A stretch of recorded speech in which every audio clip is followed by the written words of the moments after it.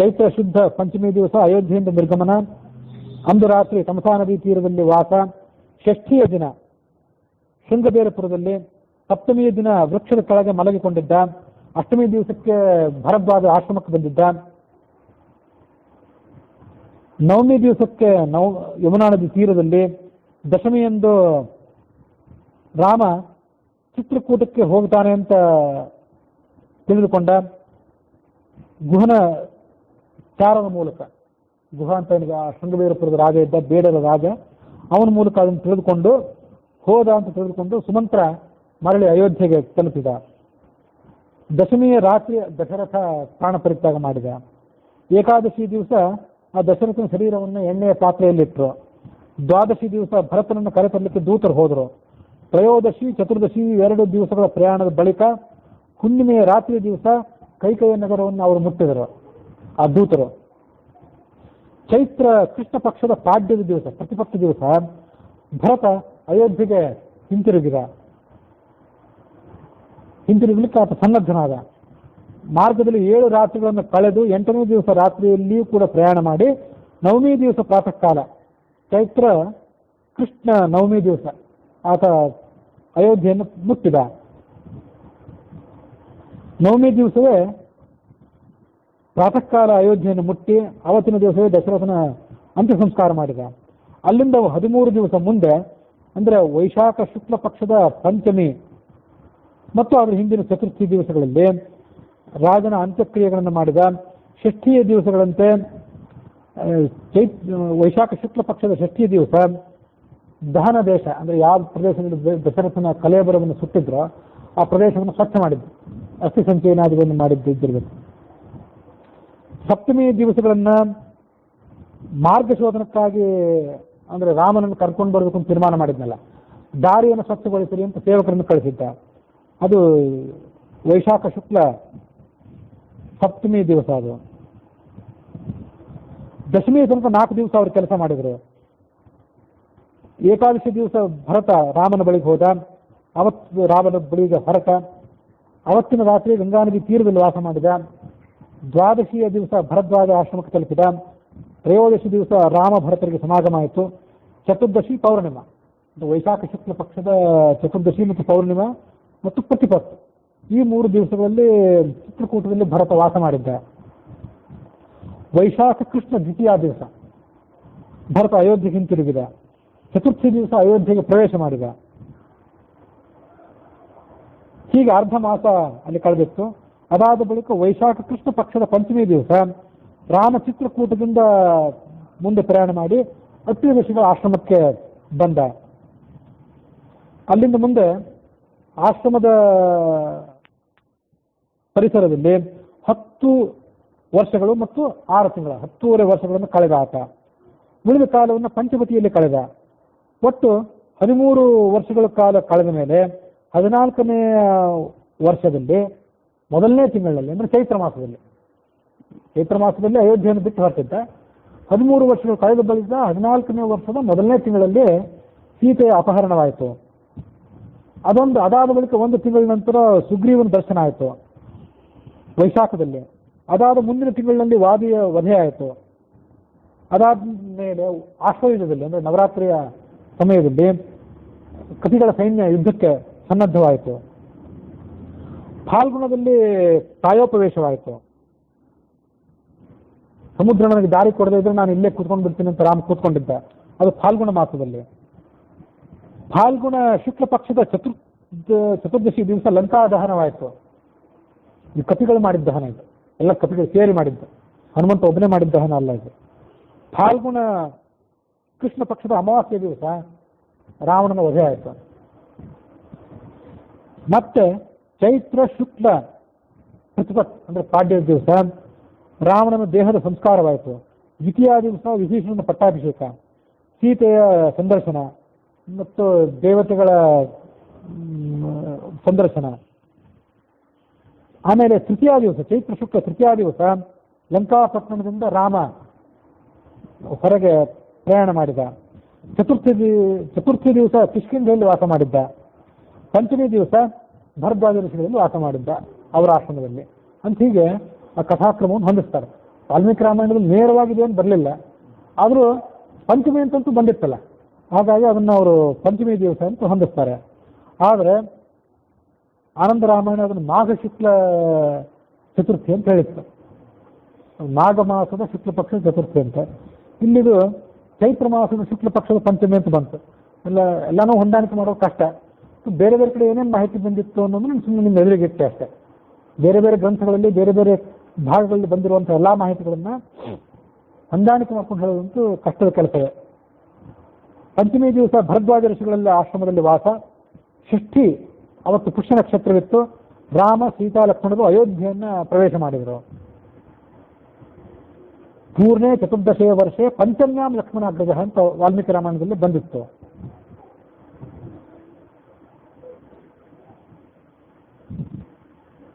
ರಾಮ ಹಿಂದೇನು ಕಾಡಿಗೆ ಹೊರಟಿದ್ನಲ್ಲ, ಆವಾಗ ಚೈತ್ರ ಶ್ರೀಮಾನಯಂ ಮಾಸಃ, ಇದು ಚೈತ್ರ ಮಾಸವಾಗಿದೆ, ಸುಂದರವಾದಂಥ ಸಮಯ ಆಗಿದೆ ಅಂತ ಆವಾಗ ಅದರ ವರ್ಣನೆ ಕೂಡ ಬಂದಿತ್ತು. ದಶರಥ ಅದನ್ನು ಹೇಳಿದ್ದ.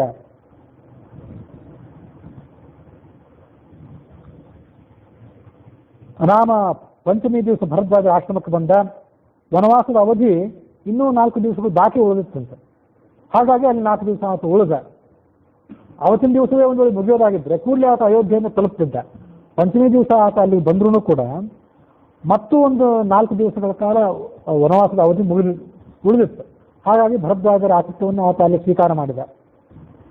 ಚೈತ್ರ ಶುಕ್ಲ ದಶಮಿ ಅವತ್ತು ಪುಷ್ಯ ನಕ್ಷತ್ರ. ಆವತ್ತಿನ ದಿವಸ ಆತ ಅಯೋಧ್ಯೆಗೆ ತಲುಪಿದ ಅಂತ ಹೇಳ್ತಾರೆ. ಅಂದರೆ ಚೈತ್ರ ಶುಕ್ಲ ಪಂಚಮಿ ದಿವಸ ಭರದ್ವಾಜರ ಆಶ್ರಮಕ್ಕೆ ಬಂದ. ಅಲ್ಲಿಂದ ಅಯೋಧ್ಯೆಗೆ ಹೋಗ್ಲಿಕ್ಕೆ ಒಂದು 2-3 ದಿವಸಗಳಷ್ಟು ವಿಳಂಬವಾಗಿ ಸಾವಕಾಶವಾಗಿ ಅಯೋಧ್ಯೆಗೆ ಹೋದ ಅಂತ ಹೀಗೇನಾದರೂ ಕಥೆಯನ್ನು ಕ್ರಮವಾಗಿ ಹೊಂದಿಸಬಹುದು. ಪೂರ್ಣವಾಗಿ ಎಲ್ಲ ಸತ್ಯಗಳನ್ನು ಇದಮಿತ್ತಮ್ಮ ಅಂತ ಹೇಳೋದು ಕಷ್ಟ, ಅಂತೂ ಅಲ್ಲಿದ್ದಂತ ಹೇಳ್ತಾನೆ. ವಿಶ್ವನಂದನ ಶ್ರೀಪಾದರು ಕೂಡ ತಮ್ಮ ಬಾಲರಾಮಾಯಣ ಗ್ರಂಥದಲ್ಲಿ ಆ ಕಾಲಕ್ರಮಗಳನ್ನೆಲ್ಲ ಹೀಗೆ ವರ್ಣನೆ ಮಾಡ್ತಾರೆ. ಅದನ್ನು ಹಿಂದೆ ಕೂಡ ಒಂದು ಬಾರಿ ಹೇಳಿದ್ದೆ, ಮತ್ತೊಂದು ಬಾರಿ ಅದನ್ನು ಗಮನಿಸಬೇಕು.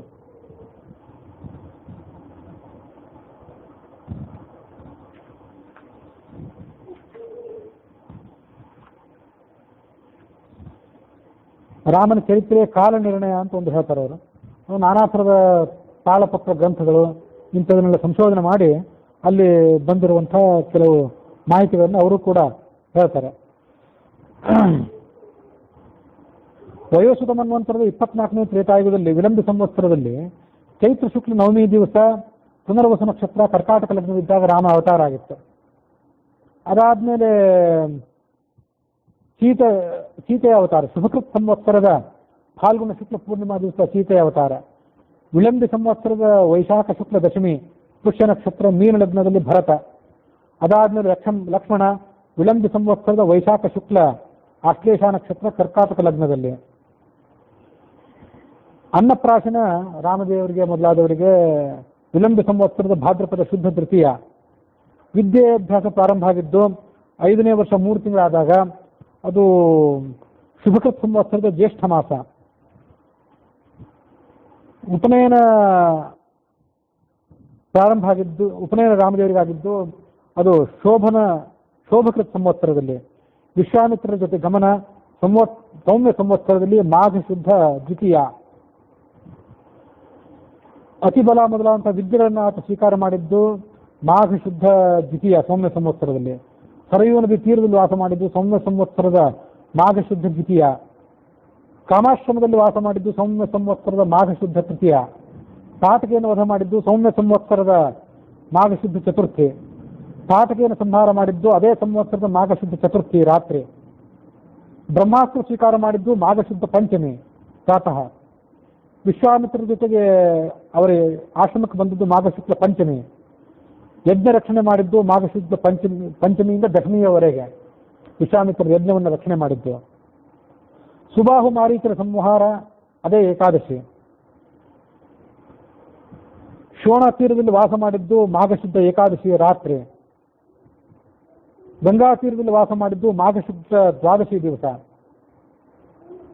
ಅಹಲ್ಯೆಯ ಶಾಪ ವಿಮೋಚನೆ ಮಾಡಿದ್ದು ಮಾಘಶುದ್ಧ ಚತುರ್ದಶಿ. ಜನಕನ ಬಳಿಗೆ ಬಂದಿದ್ದು ಮಾಘಶುದ್ಧ ಚತುರ್ದಶಿ. ಧನುರ್ಭಂಗವಾಗಿದ್ದು ಮಾಘ ಕೃಷ್ಣ ಅಮಾವಾಸ್ಯ ಸೌಮ್ಯ ಸಂವತ್ಸರ. ಅಯೋಧ್ಯೆ ಕಡೆಗೆ ದೂತರನ್ನು ಕಳಿಸಿದ್ನಲ್ಲ ಜನಕ, ಆ ಘಟನೆ ನಡೆದದ್ದು ಫಾಲ್ಗುಣ ಶುದ್ಧ ಪ್ರತಿಪತ್ತ.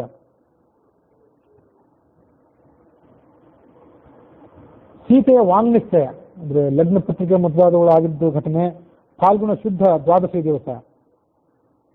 ಅಯುತ ದಂಪತಿ ಭೋಜನ, 10,000 ಜನ ದಂಪತಿಯರಿಗೆ ಭೋಜನ ಮಾಡಿಸುವಂತ ಕಾರ್ಯಕ್ರಮ ನಡೆಯುತ್ತೆ. ಅದು ಫಾಲ್ಗುಣ ಶುಕ್ಲ ಚತುರ್ದಶಿಯ ದಿವಸ. ಸಮಾವರ್ತನ ಸೀತಾರಾಮಾದಿಗಳ ವಿವಾಹ, ಅದು ವಿವಾಹ ಆಗಿದ್ದು ಫಾಲ್ಗುಣ ಶುಕ್ಲ ಪೂರ್ಣಿಮಾ ರಾತ್ರಿ ಕಾಲದಲ್ಲಿ ಆಗಿತ್ತು ಅಂತ ಬರೀತಾರೆ. ಪರಶುರಾಮನನ್ನ ಗೆದ್ದದ್ದು ಫಾಲ್ಗುಣ ಕೃಷ್ಣ ಸಪ್ತಮಿ. ಪಟ್ಟಾಭಿಷೇಕ ದೀಕ್ಷಾ ಪ್ರಾರಂಭ ಆಗಿದ್ದು, ರಾಮನಿಗೆ ಪಟ್ಟಾಭಿಷೇಕ ಮಾಡಬೇಕು ಅಂತ ವ್ಯವಸ್ಥೆಗಳು ಪ್ರಾರಂಭ ಆಗಿದ್ದು ಚೈತ್ರ ಶುಕ್ಲ ತೃತೀಯ. ಮಂಥರೆ ದುರ್ಬೋಧನ ಮಾಡಿದ್ದು ಚೈತ್ರ ಶುಕ್ಲ ಚತುರ್ಥಿ ದಿವಸ. ಕೈ ವಿರೋಧ ಮಾಡಿದ್ದು ಚೈತ್ರ ಶುಕ್ಲ ಚತುರ್ಥಿ. ಚೈತ್ರ ಶುಕ್ಲ ಪಂಚಮಿ ದಿವಸ ಕೈ ರಾಮದೇವರಿಗೆ ನಾರು ಮಾಡಿ ಕೊಟ್ಲು. ರಾಮ ವನಕ್ಕೆ ಹೊರಟಿದ್ದು ಚೈತ್ರ ಶುಕ್ಲ ಪಂಚಮಿ ದಿವಸ, ಅಭಿಜಿನ್ ಮುಹೂರ್ತದಲ್ಲಿ. ಮದುವೆ ಆಗೋ ಮುಹೂರ್ತಗಳು ಇರ್ತಾವಲ್ಲ, ಬಹಳ ಪುಣ್ಯಕರವಾದ ಮುಹೂರ್ತ. ಆ ಸಂದರ್ಭದಲ್ಲಿ ರಾಮದೇವರು ವನವಾಸಕ್ಕೆ ಹೊರಟರು. ಸರಯೂ ನದಿ ತೀರದಲ್ಲಿ ಚೈತ್ರ ಶುಕ್ಲ ಪಂಚಮಿ, ಗಂಗಾ ನದಿ ತೀರ ಚೈತ್ರ ಶುಕ್ಲ ಷಷ್ಠಿ, ಗುಹನ ಆತಿಥ್ಯವನ್ನು ಸ್ವೀಕಾರ ಮಾಡಿದ್ದು ಚೈತ್ರ ಶುಕ್ಲ ಷಷ್ಠಿ, ಭರದ್ವಾಜ ಆಶ್ರಮಕ್ಕೆ ಚೈತ್ರ ಶುಕ್ಲ ಅಷ್ಟಮಿ, ಚಿತ್ರಕೂಟಕ್ಕೆ ಪ್ರವೇಶ ಮಾಡಿದ್ದು ಚೈತ್ರ ಶುಕ್ಲ ದಶಮಿ. ಅಷ್ಟಮಿ ಭರದ್ವಾಜ ಆಶ್ರಮಕ್ಕೆ ಬರುವಾಗ ಬಂದಿದ್ದು, ವನವಾಸಕ್ಕೆ ಹೋಗುವಾಗ. ದಶರಥ ಪ್ರಾಣ ಪರಿತ್ಯಾಗ ಮಾಡಿದ್ದು ಚೈತ್ರ ಶುಕ್ಲ ದಶಮಿ ದಿವಸ. ಭರತನಿಗೆ ದುಸ್ವಪ್ನ ಕಂಡಿದ್ದು ಚೈತ್ರ ಶುಕ್ಲ ತ್ರಯೋದಶಿ. ಅಯೋಧ್ಯೆಗೆ ಭರತ ಬಂದದ್ದು ಚೈತ್ರ ಶುಕ್ಲ ಪಂಚಮಿ ದಿವಸ. ದಶರಥನ ಶ್ರಾದ್ದಕರ್ಮ ಇತ್ಯಾದಿಗಳನ್ನು ಮಾಡಿದ. ದಶರಥ ಮತ್ತೆ ವೈಶಾಖ ಶುಕ್ಲ ಪಂಚಮಿ ದಿವಸ ರಾಮನನ್ನ ಭೇಟಿಯಾಗಬೇಕು ಅಂತ ಹೊರಟ. ರಾಮದೇವರು ದಶರಥನಿಗೆ ಶ್ರಾದ್ದ ಮಾಡಿದ್ರು, ಅದು ವೈಶಾಖ ಶುಕ್ಲ ನವಮಿ. ಪಾದುಕೆಯನ್ನು ಕೊಟ್ಟದ್ದು ವೈಶಾಖ ಶುಕ್ಲ ದಶಮಿ ದಿವಸ. ಪಾದುಕೆಗಳಿಗೆ ಪಟ್ಟಾಭಿಷೇಕ ಮಾಡಿದ ವೈಶಾಖ ಶುಕ್ಲ ದ್ವಾದಶಿಯ ಸೂರ್ಯೋದಯ ಸಂದರ್ಭದಲ್ಲಿ. ಅತ್ರಿ ಋಷಿಗಳ ಆಶ್ರಮಕ್ಕೆ ರಾಮ ಬಂದದ್ದು ಚೈತ್ರ ಶುಕ್ಲ ಪಂಚಮಿ. ದಂಡಕಾರಣ್ಯಕ್ಕೆ ಹೋದದ್ದು ಜ್ಯೇಷ್ಠ ಶುಕ್ಲ ಷಷ್ಠಿ ದಿವಸ.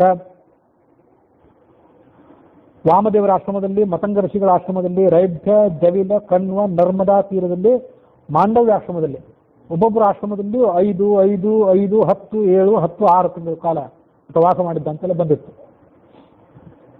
ಸಪ್ತವೇಣಿ ತೀರದಲ್ಲಿ 3 ವರ್ಷ, ಋಷಶೃಂಗಾಶ್ರಮದಲ್ಲಿ 1 ವರ್ಷ. ಇದನ್ನೆಲ್ಲ ಆವಾಗಿನ ನಾನು ಪೂರ್ಣವಾಗಿ ಹೇಳಲಿಲ್ಲ. ಅದನ್ನ ಒಂದೊಂದು ಕಾಲದಲ್ಲಿ ಒಂದೊಂದು 6, 8, 5, 4 ಅಂತ ಹೀಗೆ ಅಸ್ತವ್ಯಸ್ತವಾಗಿ ಬಂದಿತ್ತು. ಎಲ್ಲೆಲ್ಲಿ ಅಂತ ಈ ಕಾಲಕ್ರಮ ಹೇಳುವಾಗಷ್ಟು ಇಲ್ಲಿ ಸ್ಪಷ್ಟವಾಗಿ ಬಂದಿದೆ. ಇನ್ನು ಸ್ವಲ್ಪ ಗಮನಿಸಬೇಕು.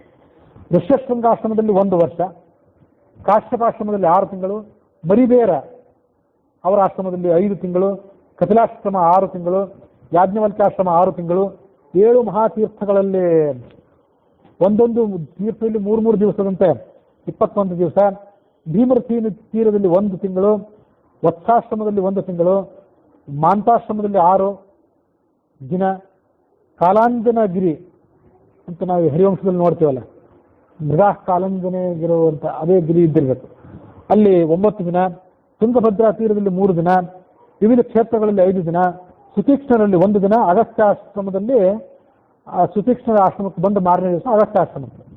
ಅಲ್ಲಿಂದ ಮುಂದೆ ಪಂಚವಟಿಗೆ ಬಂದ. ಅಲ್ಲಿ 1 ವರ್ಷ ಮಂತ್ರ ಪುರಸ್ಕರಣೆ ಮಾಡಿದಂತೆ ರಾಮ. ಅದು ಇಲ್ಲಿದೆ, ಅಲ್ಲಿ ಹಿಂದೆ ಕಥೆ ಹೇಳುವಾಗ ಬಂದಿಲ್ಲ ಅದೆಲ್ಲ. ಅಂತೂ 1 ವರ್ಷ ಮಂತ್ರ ಪುರಸ್ಕರಣೆ ಮಾಡಿದ್ದ. ವೈಶಾಖ ಕೃಷ್ಣ ಅಷ್ಟಮಿ ದಿವಸ ಅಲ್ಲಿಗೆ ಬಂದಿದ್ದ. ಶೂರ್ಪನಖೆಯ ಮೂಗು ಮೊದಲಾದವನ್ನು ಕತ್ತರಿಸಿದ ವೈಶಾಖ ಕೃಷ್ಣ ಅಷ್ಟಮಿ. ಖರದೂಷಣಾದಿಗಳನ್ನು ವೈಶಾಖ ಕೃಷ್ಣ ಅಷ್ಟಮಿ ಸಂಹಾರ ಮಾಡಿದ್ದು. ರಾವಣ ಮಾರೀಚನ ಆಶ್ರಮಕ್ಕೆ ಬಂದಿದ್ದು ವೈಶಾಖ ಕೃಷ್ಣ ನವಮಿ. ಮಾರೀಚನ ಸಂಹಾರ ಆಗಿದ್ದು ವೈಶಾಖ ಕೃಷ್ಣ ಅಮಾವಾಸ್ಯ. ಸೀತಾಪಹರಣ ಆಗಿದ್ದು ವೈಶಾಖ ಕೃಷ್ಣ ಅಮಾವಾಸ್ಯ. ಇದು ಗಮನಿಸಿಲ್ಲ, ಅಮಾವಾಸ್ಯ ದಿವಸ ರಾವಣ ಸತ್ತಿದ್ದು, ಇವರು ಸತ್ತಿದ್ದು ಎಲ್ಲನೂ ಹೀಗೆ.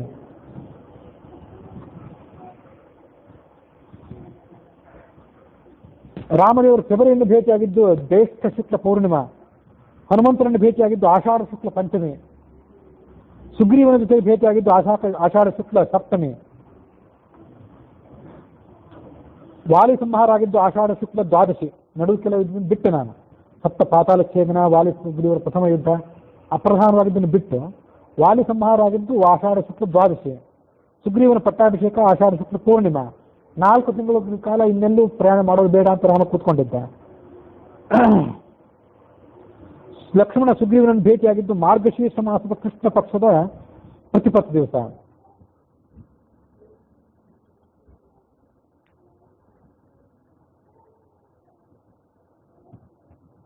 ಕಪಿಗಳ ಆಗಮನ ಅದು ಯುವ ಸಂವತ್ಸರದ ಮಾರ್ಗಶೀರ್ಷ ಕೃಷ್ಣ ಪಂಚಮಿ.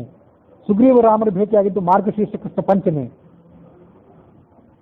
ಕಪಿಗಳೆಲ್ಲರೂ ನಾನಾ ಥರದ ದಿಕ್ಕುಗಳಿಗೆ ಪ್ರಯಾಣ ಮಾಡಿದರು, ಅದು ಮಾರ್ಗಶೀರ್ಷ ಕೃಷ್ಣ ಸಪ್ತಮಿ. ದಕ್ಷಿಣ ದಿಕ್ಕಿಗೆ ಪ್ರಯಾಣ ಮಾಡಿದ್ದು ಸಾತ್ವಿಕ ಮುಹೂರ್ತದಲ್ಲಂತೆ. ಮುಹೂರ್ತಗಳನ್ನು ಗಮನಿಸಬೇಕು. ಹನುಮಂತ ಮೊದಲಾದ ದಕ್ಷಿಣ ದಿಕ್ಕಿಗೆ ಪ್ರಯಾಣ ಮಾಡಿದ್ರಲ್ಲ, ಅದು ಸಾತ್ವಿಕ ಮುಹೂರ್ತದಲ್ಲಿ. ಪಶ್ಚಿಮ, ಉತ್ತರ ಮತ್ತು ಪೂರ್ವ ಪ್ರಯಾಣ ಮಾಡಿದ್ದು ತಾಮಸ ಮುಹೂರ್ತದಲ್ಲಿ. ಅವರಿಗೆ ಅಲ್ಲಿ ಸೀತೆ ಸಿಗಲಿಲ್ಲ. ದಕ್ಷಿಣ ದಿಕ್ಕಿನ ಸಾತ್ವಿಕ ಮುಹೂರ್ತದಲ್ಲಿ ಪ್ರಯಾಣ ಮಾಡಿದವರಿಗೆ ಸೀತೆ ಸಿಕ್ಕ.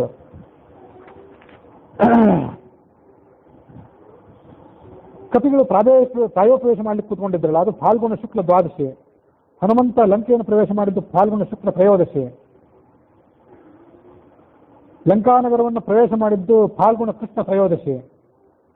ರಾವಣನನ್ನ ಭೇಟಿಯಾಗಿದ್ದು ಫಾಲ್ಗುಣ ಶುಕ್ಲ ತ್ರಯೋದಶಿ. ಸೀತೆಯನ್ನು ಭೇಟಿಯಾಗಿದ್ದು ಫಾಲ್ಗುಣ ಶುಕ್ಲ ತ್ರಯೋದಶಿ.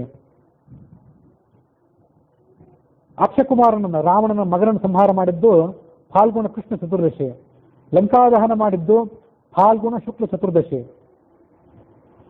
ರಾಮದೇವರು ಯುದ್ಧಕ್ಕೆ ಪ್ರಯಾಣ ಬೆಳೆಸಿದ್ದು ಫಾಲ್ಗುಣ ಶುಕ್ಲ ಉತ್ತರ ಫಾಲ್ಗುಣಿ ನಕ್ಷತ್ರವಿದ್ದಾಗ. ಸಮುದ್ರ ತೀರಕ್ಕೆ ಬಂದು ಅಲ್ಲಿ ಅವರು ಬಿಡಾರ ಹೂಡಿದ್ರು. ರಾಮಸೇತು ನಿರ್ಮಾಣ ಆಗಿದ್ದು ಯುವ ಸಂವತ್ಸರದ ಫಾಲ್ಗುಣ ಕೃಷ್ಣ ಚತುರ್ಥಿ ದಿವಸ. ಮೊದಲು 20 ಯೋಜನೆ ತಯಾರಾಯಿತು, ಆಮೇಲೆ 21 ಯೋಜನೆ, 22 ಯೋಜನೆ, ಒಂದೊಂದು ದಿವಸ ಅಂತ ಹೀಗೆಲ್ಲ ಬಂದಿತ್ತಲ್ಲ, ಅದು ಫಾಲ್ಗುಣ ಕೃಷ್ಣ ಅಷ್ಟಮಿ ತನಕ ಅದು ನಿರ್ಮಾಣವಾಯಿತು. ಅದಾದ ಬಳಿಕ ಯುದ್ಧ ಪ್ರಾರಂಭ ಆಯಿತು. ಅದು ಯುವ ಸಂವತ್ಸರದ ಫಾಲ್ಗುಣ ಕೃಷ್ಣ ನವಮಿ ದಿವಸ ರಾತ್ರಿ ಪ್ರಾರಂಭ ಆಗಿತ್ತು. ರಾವಣನ ಅನಾಥರದ ಮಂತ್ರಿಗಳೆಲ್ಲ, ಸೇನಾಪತಿಗಳೆಲ್ಲ ಧರಾಶಾಯಿಗಳಾದರು. ಕುಂಭಕರ್ಣನ ಸಂಹಾರ ಫಾಲ್ಗುಣ ಕೃಷ್ಣ ದಶಮಿ. ಕಪಿಗಳು ಮತ್ತೊಮ್ಮೆ ಲಂಕಾನಗರವನ್ನು ಸುಟ್ಟದ್ದು ಫಾಲ್ಗುಣ ಕೃಷ್ಣ ಏಕಾದಶಿ ದಿವಸ. ಇಂದ್ರಜಿತನ ಸಂಹಾರ ಫಾಲ್ಗುಣ ಕೃಷ್ಣ ತ್ರಯೋದಶಿ. ರಾಮರಾವಣರ ಯುದ್ಧ. ರಾವಣನ ಸಂಹಾರ ಆಗಿದ್ದು ಫಾಲ್ಗುಣ ಕೃಷ್ಣ ಅಮಾವಾಸ್ಯ ದಿವಸ ರಾತ್ರಿ 28 ಘಳಿಗೆಗೆ. ಅವತ್ತು ರೇವತಿ ನಕ್ಷತ್ರ ಇತ್ತು ಅಂತ ಹೇಳ್ತಾರೆ. ವಿಭೀಷಣನ ಪಟ್ಟಾಭಿಷೇಕ ಆಗಿದ್ದು, ಸೀತಾಜ್ಞೆ ಪ್ರವೇಶ ಆಗಿದ್ದು ಚೈತ್ರ ಶುಕ್ಲ ದ್ವಿತೀಯ. ಬ್ರಹ್ಮಾದಿಗಳು ರಾಮನನ್ನು ಸ್ತೋತ್ರ ಮಾಡಿದ್ದು ಧಾತು ಸಂವತ್ಸರದ ಚೈತ್ರ ಶುಕ್ಲ ತೃತೀಯ. ಚೈತ್ರ ಶುಕ್ಲ ಚತುರ್ಥಿ ದಿವಸ ರಾಮನ ಪ್ರಯಾಣ ಪ್ರಾರಂಭ ಆಯಿತು. ಚೈತ್ರ ಶುಕ್ಲ ಪಂಚಮಿ ದಿವಸ ಭರದ್ವಾಜರ ಆಶ್ರಮಕ್ಕೆ. ರಾಮ ಭರತರ ಸಮಾಗಮ ಚೈತ್ರ ಶುಕ್ಲ ಷಷ್ಠಿ ದಿವಸ ಬೆಳಿಗ್ಗೆ ಸಮಾಗಮ ಆಯಿತು ಅಂತ ಹೇಳ್ತಾರೆ. ಅದು ನಂದಿಗ್ರಾಮದಲ್ಲಿ ಸಮಾಗಮ ಆಯಿತು. ಅಯೋಧ್ಯೆಗೆ ಆತ ಪ್ರಯಾಣ ಮಾಡಿದ್ದು, ಅಯೋಧ್ಯೆಯನ್ನು ಮುಟ್ಟಿದ್ದು ಚೈತ್ರ ಶುಕ್ಲ ಷಷ್ಠಿ ಪ್ರಾತಃ ಕಾಲ. ರಾಮನ ಪಟ್ಟಾಭಿಷೇಕ ಆಗಿದ್ದೇನಿದೆ ಅದು ಧಾತು ಸಂವತ್ಸರದ ಚೈತ್ರ ಶುಕ್ಲ ಪಕ್ಷದ ಸಪ್ತಮಿ ದಿವಸ, ಗುರುವಾರ ದಿವಸ ಪುಷ್ಯ ನಕ್ಷತ್ರವಿದ್ದಾಗ, ಮೇಷ ಲಗ್ನ ಇದ್ದಾಗ. ಹೀಗೆ ಅದನ್ನು ಅವರು ಕಾಲಗಳನ್ನೆಲ್ಲ ಪತ್ತೆ ಮಾಡ್ತಾರೆ. ಅದು ಯಾವ ಗ್ರಂಥದಲ್ಲಿ ಬಂದಿದ್ದು ಅಂತ ಕೇಳಿದೆ.